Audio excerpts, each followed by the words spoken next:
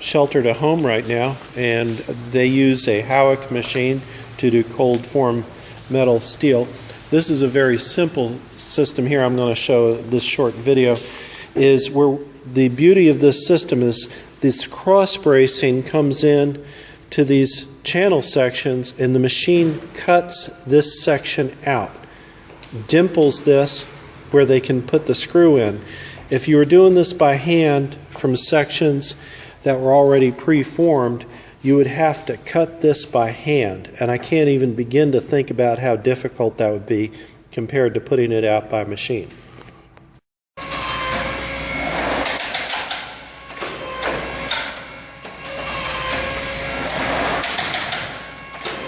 So it's punched out here where the studs are going to go in, and we've got the holes drilled and it's dimpled. Cool. And it's cutting it now. Okay, so it's cut to length, and then you're just going to mark it. Yep, I got to mark it because our printer's not working right now. Okay.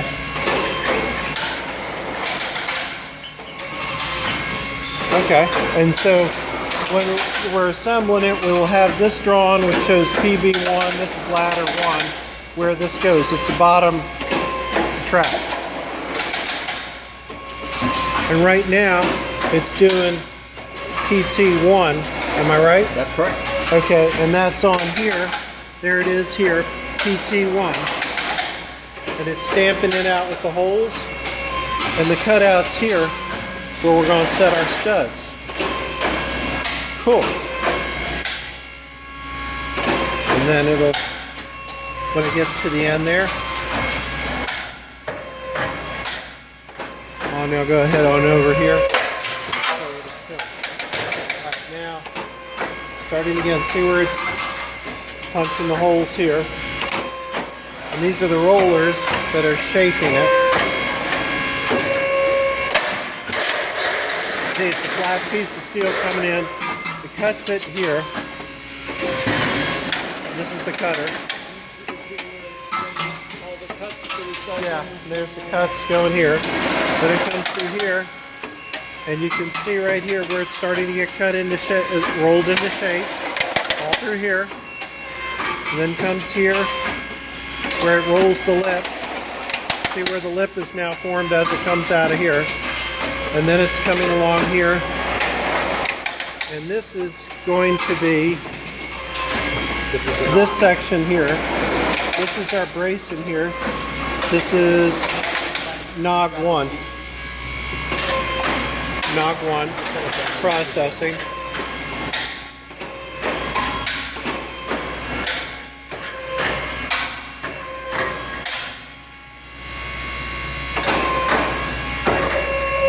And there it's cut.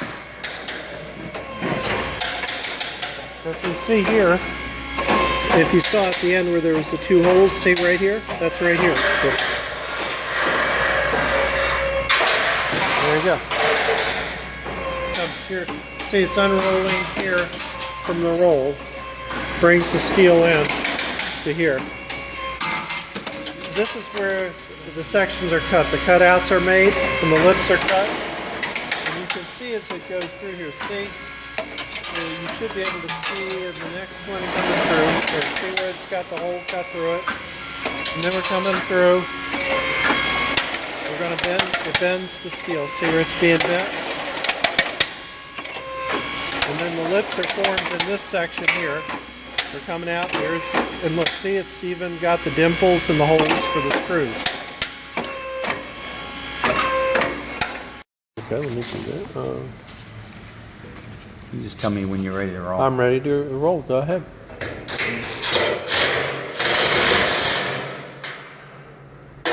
And that's it. And by coming in, these were not lined up exactly, but once you run the screw in, it lines them up perfectly. Yeah, we could lift this panel up, and you could actually look. You can look under there right now. You can take a picture. You can see. It's gonna be here. Let me lift the panel. All right, let's go ahead. And you'll get yourself in there. Okay.